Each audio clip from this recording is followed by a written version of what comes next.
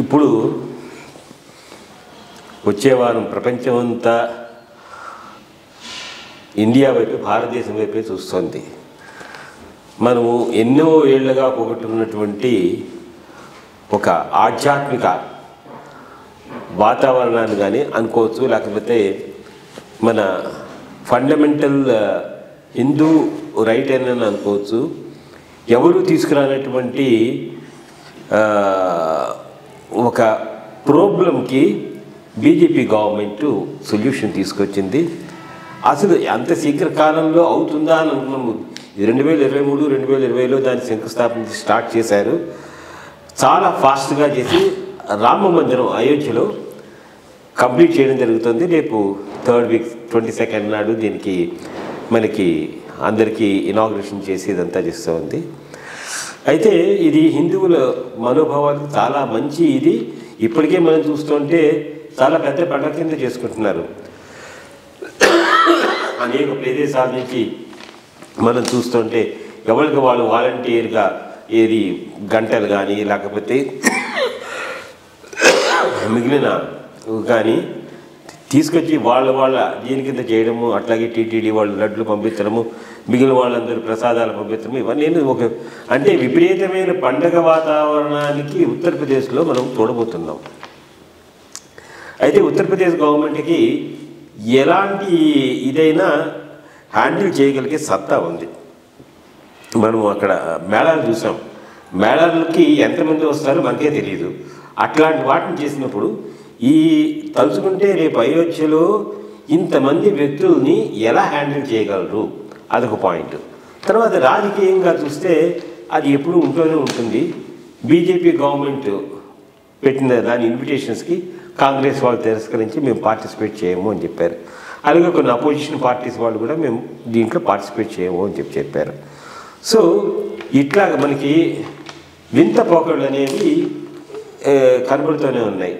తర్వాత కొంతమంది మతాచారులు కూడాను దీనికి మేము అంటే బహిష్కరిస్తామని కాదు, కానీ ఇది సత్సాంప్రదాయం కాదని చెప్పేసి ఒక విధంగా అనడం జరిగింది. సో దీని మీద ఎంతో మంచి అంటే మనము ఈ జన్మలో ఉండి అటువంటి కార్యక్రమాన్ని చూడటం మన అదృష్టం అనుకోవచ్చు.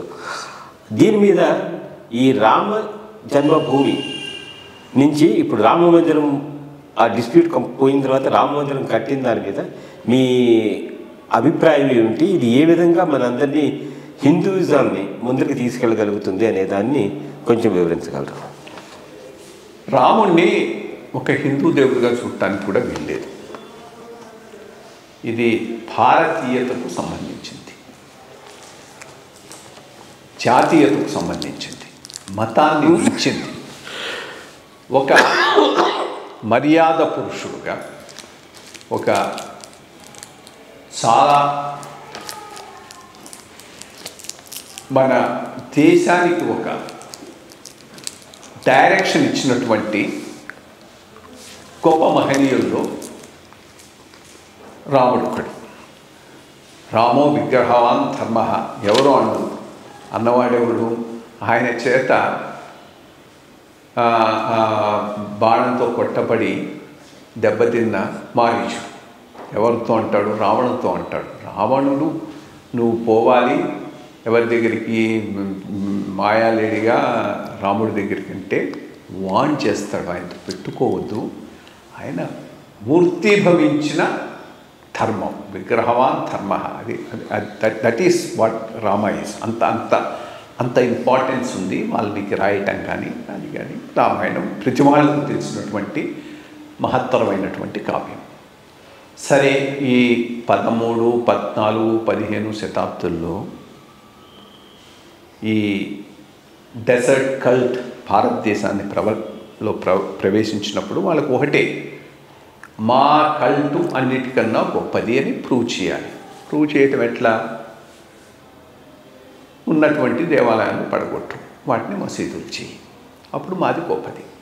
ఇది ప్రపంచమంతా జరిగింది, ఒక ఇండియాలోనే కాదు, అంతటా అట్లాగే చేశారు. ఇన్ఫ్యాక్ట్ అది ఒకటి ఇప్పటికి కూడా రన్ అవుతుంది. మళ్ళీ మాస్క్ అయింది టర్కీలో, దాని పేరు ఏదో ఉంది, హోప్ ఏదో ఉంది, గుర్తుకు రావట్లేదు. కొన్నాళ్ళది చర్చిగా ఉండింది. ఇస్లామిక్ టైంలో దాన్ని చాలా ఇంపార్టెంట్, ఇస్తాంబుల్లో ఉంటుంది. దాన్ని మాస్క్ కింద మార్చారు. మళ్ళా కొంతకాలం చర్చిగా ఉంది. ఆటాటుర్క్ అనేవాడు సెక్యులర్గా ఉన్నవాడు టర్కీని బాధించిన రోజు దాన్ని మ్యూజియం చేశాడు.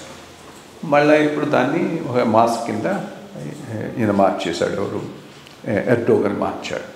సో ఈ ప్రాసెస్ ప్రపంచం అంతటా జరిగింది.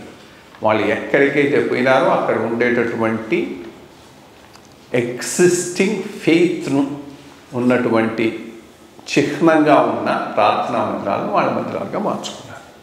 అట్లా ఇండియాలో వేలకు వేలు చేసేసారు. ప్రతి చోట ఎక్కడ మసీదు తవ్వినా కానీ కింద నీకు పునాదంతా దేవాలయాలు కనిపించేటటువంటి పరిస్థితి. సరే, వీటిల్లో అన్నిటికన్నా కొన్ని మనకు చాలా చాలా దగ్గరైనవి, చాలా ఇంపార్టెంట్. లైక్ రాముడి జన్మభూమి, అక్కడ ఉన్నటువంటి దేవాలయాన్ని పడగొట్టి కట్టడం అనేటటువంటిది దాని హిస్టారికల్ రెక్టిఫికేషన్ చేయాల్సిన అవసరం తప్పకుండా ఉన్నది. సరే, అది ఇంకొక పద్ధతి ప్రకారంగా అంటే కొంతవరకు ముస్లిమ్స్ కూడా గివ్ అండ్ టేక్. ఈ అట్టేస్మెంట్ పాలసీ కనుక మొదటి నుంచి లేకపోతే అసలు ఈ ఇష్యూస్ కూడా వచ్చుండేవి కావు.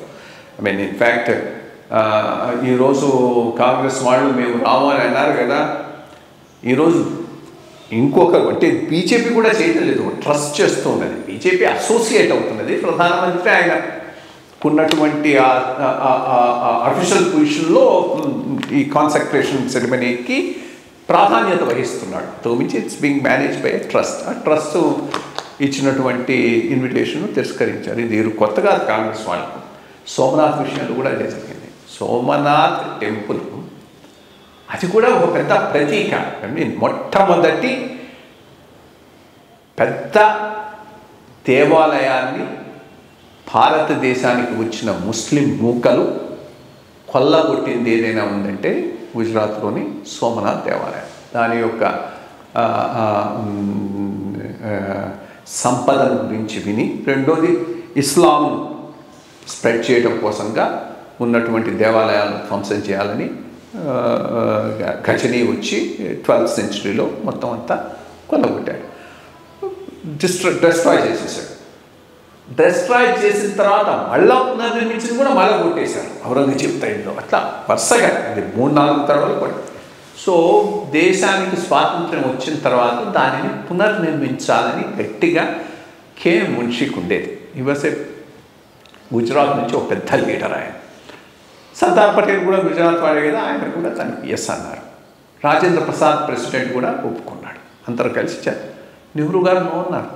అప్పుడు కూడా ఆయన నో అన్నారు. నో అన్నా కానీ అప్పటికి ఇంకా పటేల్ బతికున్నాడు, పటేల్కి ఇంపార్టెన్స్ ఉంది కాబట్టి దే వెంట రాజేంద్ర ప్రసాద్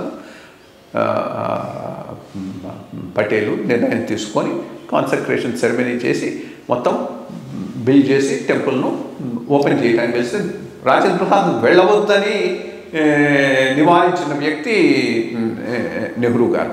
కానీ ఒప్పుకోకుండా రాజేంద్ర ప్రసాద్ పోయి దాన్ని కాన్సక్రేట్ చేశాడు. బ్రహ్మాండమైన temple right on the beach. ఇప్పటికి కూడా ఎవరైనా పోయి చూచి మన మన మన మన లెగసీ, మన వారసత్వాన్ని ఎక్కడ నువ్వు ఫీల్ కావచ్చు. సో అదే ఈరోజు ఇక్కడ పరిస్థితి. ఈరోజు కాంగ్రెస్ వాళ్ళ దానికి మేము పోగొట్టామంటే నెహ్రూ ట్రెడిషన్ను వీళ్ళు ముందుకు తీసుకుపోతున్నారని తెలుస్తున్నది.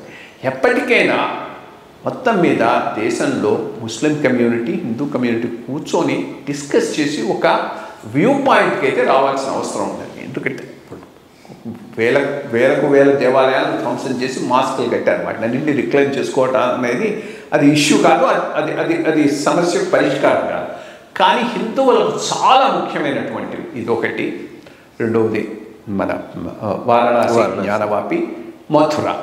ఈ 3 వాళ్ళు ఒప్పుకొని మిగిలినవన్నీ వీళ్ళు టచ్ చేయమనేటటువంటి దాని మీద ఒక కాన్సెన్సస్కి వస్తే ఈ ఇష్యూకు వన్స్ ఫర్ ఆల్ మనం ఒక ఫుల్ స్టాప్ పెట్టవచ్చు. ఆ పైన జాతి పురోగతి మీద దృష్టి పెట్టవచ్చు. ఎందుకంటే ఒకవేళ కనుక మిగిలిన దేశాలు, ఇప్పుడు చూడు ఇరాన్ ఉంది, ఇరాన్ వాళ్ళకు మళ్ళాగానే ఒక మంచి రిలీజియన్ ఉండింది, వెల్ ఎస్టాబ్లిష్డ్ రిలీజియన్ జొరాస్ట్రియనిజం. ఇస్లాం వచ్చింది, మొత్తాన్ని లేపేసింది. అందరినీ కన్వర్ట్ చేశారు. ఇంకా అక్కడ రిక్లైమ్ చేసుకోవడం అంటే ఏమి లేదు, బికాస్ ఎవరు లేరు, బికాస్ లేదు రిక్లైమ్ చేసుకోవడానికి. అట్లాంటి దేశంలోనే షా ఆఫ్ ఇరాన్ రూల్ చేసే టైంలో Shah of Iran Islamic tradition follow కాలేదు, ఇస్లామిక్ లెగసీని ఓనప్ చేసుకోలేదు, పర్షియన్ లెగసీని ఓనప్ చేసుకున్నాడు. డేరియస్, సైరస్ వాళ్ళ రోల్ను ఓనప్ చేసుకున్నాడు, సెక్యులర్గా ఉన్నాడు. సరే ఆపైన మళ్ళీ ఈ డార్క్ ఏజెస్ వచ్చేసాయి ఇరాన్లోకి, ఈ అయతుల్లాలు వీళ్ళు వచ్చి అంతా ఇస్లామిక్ చేశారు, అది వేరే విషయం. బట్ అక్కడ అంత లెవెల్ ఇస్లాం రిక్లైమ్ చేసుకోవడానికి ఏమీ లేదు. అట్లాంటి దేశంలో కూడా ఒక సెక్యులర్ లీడర్ వచ్చినప్పుడు తన లెగసీని బియాండ్ ఇస్లాం కనెక్ట్ చేసుకోగలిగాడు. ఇక్కడ మనం ఆ పరిస్థితి వాళ్ళు సృష్టించలేకపోయినారు.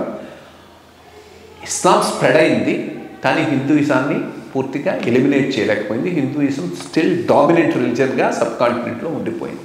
అటువంటి చోట మనము మన లెగసీని కొంతవరకైనా రిక్లైమ్ చేసుకుంటామంటే అది తప్పంటాం, అర్థం లేనటువంటి విషయం. అది ఒక పాయింట్. ఇక సరే ఈ సనాతన శంకరాచార్యులు వీళ్ళు అంటున్నటువంటి వాళ్ళు మేము దీంట్లో పాల్గొనమన్నారని వస్తున్నాయి. అది ఎంతవరకు నిజమో మనకు తెలియదు, బికాస్ వాళ్ళ నుంచి వచ్చిన స్టేట్మెంట్లు అయితే ఎవరో పూరి శంకరాచార్యులు తప్పితే మిగిలిన వాళ్ళ నుంచి పర్సనల్ స్టేట్మెంట్స్ ఎక్కడ నేను చూడలేదు. మోర్ ఇంపార్టెంట్లీ మనం చూడాల్సింది ఏంటంటే సనాతనమే హైందవం కాదు. అది ఒకటి, let us be very very clear. సనాతనం హైందవంలో భాగం, అంతేకాని సనాతనమే హైందవం అనుకోవటం కూడా తప్పు. సనాతనంతో పాటు చాలా చాలా different streams of thought, streams of worship, streams of religious faith హిందూయిజంలో భాగాలు. వైష్ణవం ఉన్నది, శాక్తేయం ఉన్నది, గ్రామ దేవతలను పూజించడం చాలా చాలా ఇంపార్టెంట్ ఆస్పెక్ట్. చెట్టు పుట్టను పూజించడం ఉన్నది. ఫర్ ఎగ్జాంపుల్ నీకు తెలుసు కందుకూరు గ్రామంలో జనార్దన స్వామి టెంపుల్, శివాలయము, రామాలయం కన్నా అంకమ్మ తల్లి దగ్గరికి చాలామంది పోతారు. అంకమ్మ తల్లి అందరూ ఓనప్ చేసుకుంటారు. జనార్దన స్వామి టెంపుల్ ఒక వీధిలో ఉన్నవాళ్ళు ఓనప్ చేసుకుంటే, రామాలయాన్ని ఇంకో వీధిలో ఉన్నవాళ్ళు ఓనప్ చేసుకుంటే, బట్ అంకమ్మను మాత్రం అందరూ ఓనప్ చేసుకుంటారు. సో ఇంత బ్రాడ్గా ఉన్నటువంటి ఈ మతంలో సనాతనం పార్ట్. సరే సనాతనానికి కొన్ని నచ్చవచ్చు, కొన్ని నచ్చకపోవచ్చు, అందువల్ల దాని ప్రకారమే అంతా జరగాలనేది కూడా కరెక్ట్ కాదు.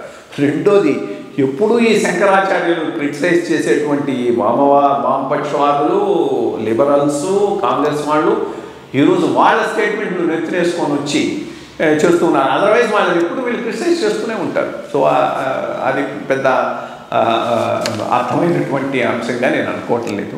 ఈ జాతికి ఒక స్ట్రాంగ్ రెఫరెన్స్ పాయింట్ కావాలి, లెగసీని ఓనప్ చేసుకోవాలి, దానికి ఒక గొప్ప వేదిక ఈ విగ్రహ ప్రతిష్ట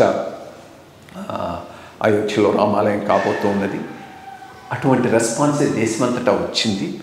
సో ఇక్కడి నుంచి ఐడెంటిటీకి ప్రతిరూపంగా మారటం అనేటటువంటిది చాలా చాలా ఇంపార్టెంట్ విషయం. తప్పకుండా ఇక్కడి నుంచి ప్రోగ్రెస్ బాగా ఉంటుంది. Owning up of national identity అనేది ఏ నేషన్ అయినా పురోగమించడానికి చాలా చాలా ఇంపార్టెంట్. అది ఈరోజు చదువుతుంది. అంటే చాలామంది కుంభమేళాలకు మించి మొట్టమొదటిసారిగా రామ ఆలయాన్ని సందర్శించడానికి చాలామంది వస్తారు. దేశ విదేశాల నుంచి, తర్వాత నలుమూలల నుంచి వస్తారు. దీన్ని ఏ విధంగా గవర్నమెంట్ హ్యాండిల్ చేయగలిగేటువంటిది ఒకటి. ఫస్ట్ ఆఫ్ ఆల్ 22 మాత్రం ఎమ్మెల్యే రావద్దన్నారు, ఓన్లీ ఫర్ ఇన్వైటీస్ అని పెట్టారు. సో ఆ రకంగా 22ను సేఫ్ చేసుకున్నారు. లేకపోతే 22 could have been a major problem. ఆ పైన నెమ్మదిగా ఇప్పుడు స్లోగా వస్తారు, అందరూ ఒకే రోజు రారు, స్ట్రీమ్లైన్ చేసుకోవచ్చు. అది కుంభమేళాను మేనేజ్ చేసినటువంటి అడ్మినిస్ట్రేటివ్ కేపబిలిటీ ఉత్తరప్రదేశ్కి ఎప్పుడూ ఉన్నది. దానితో ఇప్పుడు ఫోకస్ గవర్నమెంట్ ఉన్నటువంటి చీఫ్ మినిస్టర్ కానీ అందరూ ఫోకస్డ్గా పనిచేస్తున్నారు. కాబట్టి ఎటువంటి ప్రాబ్లం ఉండవచ్చు. పెద్ద వాలంటీర్ వ్యవస్థ కూడా పనిచేస్తూ ఉన్నది. ఆ వాలంటీర్ వ్యవస్థ అనేది చాలా ఇంపార్టెంట్ రోల్ ప్లే చేయబోతుంది. కాబట్టి ఎటువంటి ప్రాబ్లమ్స్ లేకుండా కొన్నాళ్ళలో అది చాలా ఒక పెద్ద తీర్థయాత్ర పాయింట్ తప్పకుండా అవుతుంది అయోధ్య. Very good. చాలా ఆధ్యాత్మికంగా ఒక గగురుపాటు కొలిచేటువంటి విషయం గురించి చాలా చక్కగా విశ్లేషించారు. For more updates, like, comment, subscribe to our channel. Hey darlings, గంటని click చేయడం మర్చిపోకండి.